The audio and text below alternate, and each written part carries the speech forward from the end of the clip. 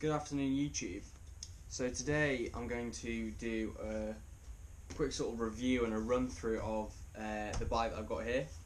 So this was the bike that I went touring on. I did a few videos of my experience touring on my channel, so feel free to look through those. But yeah, so this is a Trek 7.1 FX that I kind of built up. So yeah, I'll just run you through it now. So what we've got is it's a 2005-2006 frame. So it's quite an old bike, but you know, when you want to go touring and stuff, or sort of adventure bike, you don't want anything too snazzy really, unless you've got loads and loads of money. But so yeah, I built this up. So initially it came with flat handlebars, because it was a hybrid. So I put on some drop bars here, just some alloy bars, covered it with some Bontrager bar tape, went green because, you know, a bit rogue, and yeah, it needs changing, to be fair. It's a bit knackered, but yeah, anyway, yeah, put some green bar tape on, and yeah, also got on the front here, this is a KLICK mount for a bar bag, which I will just get. So this is what I use for touring. So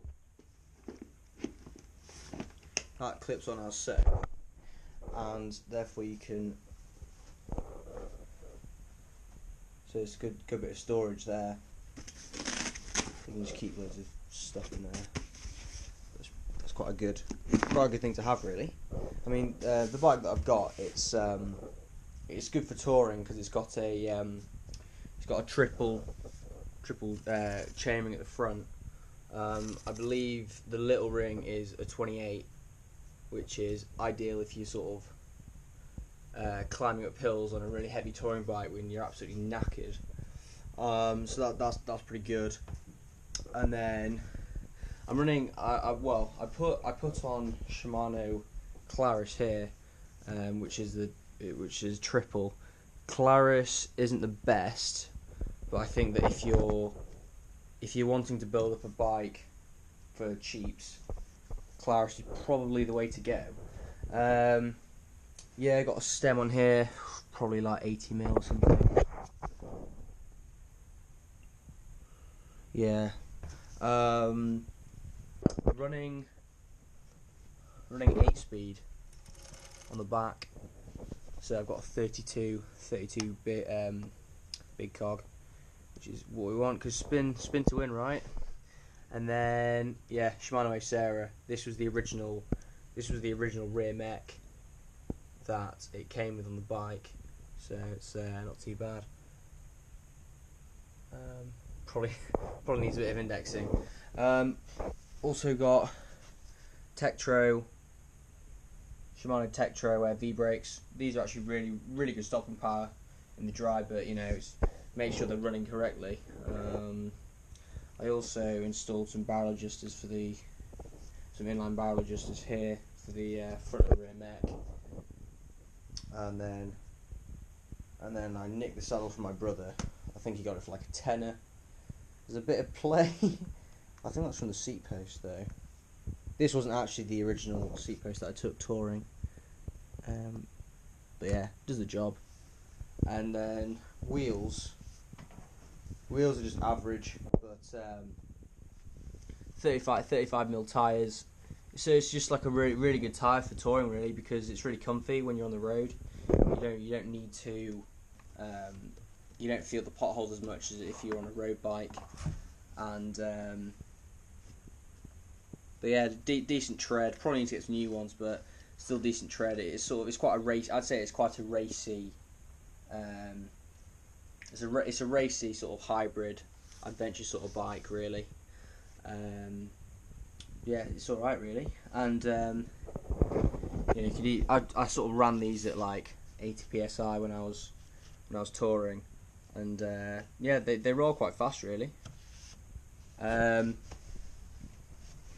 Yeah, press the valves. I think the I've got tubes for a 32mm rim, so they work fine. They're 700 by 32C Presta tubes. It's fine. Got a racy red Bontrager bottle cage. Does the job. That one isn't quite as good, but it's on the back, so whatevs. And yeah, definitely recommend SPDs for touring. You don't want road pedals because chances are you're going to be walking around quite a long time trying to like find a place to camp and shit.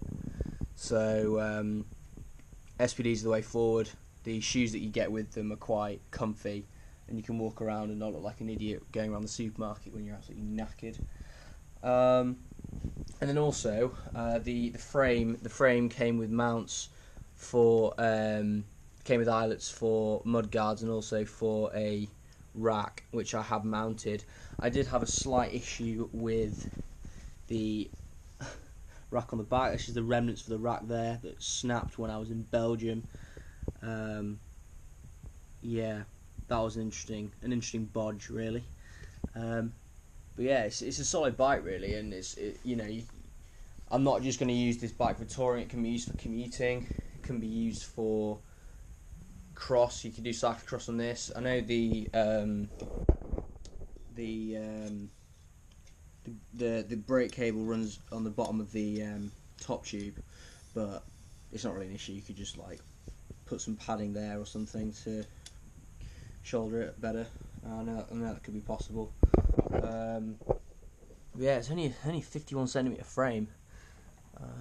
Normally I ride like a 54, 53, but it's fine really. If anything, you want to err on the smaller side really, because then you have a bigger saddle height and you look better.